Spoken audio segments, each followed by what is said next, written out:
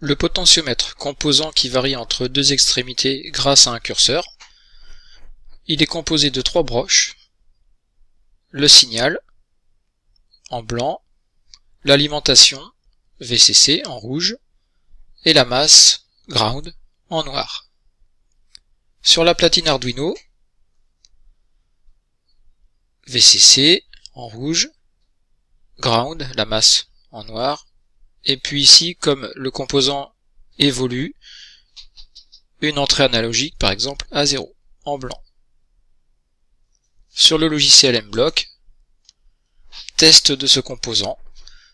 Donc ici, une boucle répétée indéfiniment, création d'une variable, appelée potentiomètre, et cette variable va prendre l'état de la broche analogique à 0.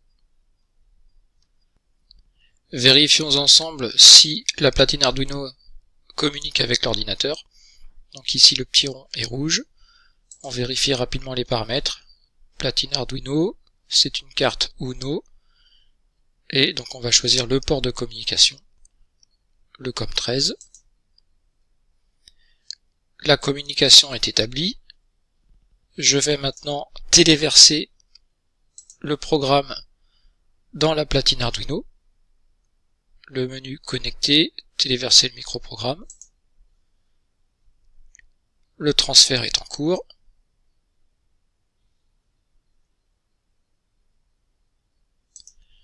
Je viens donc cliquer sur le drapeau vert pour lancer l'exécution. En tournant le curseur du potentiomètre,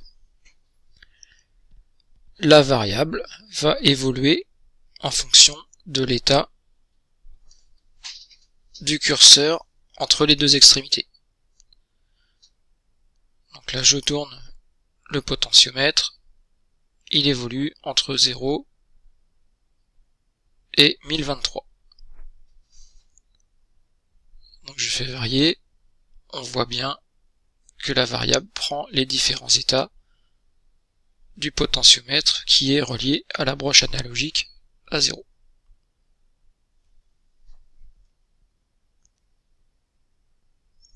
Autre possibilité pour tester le potentiomètre.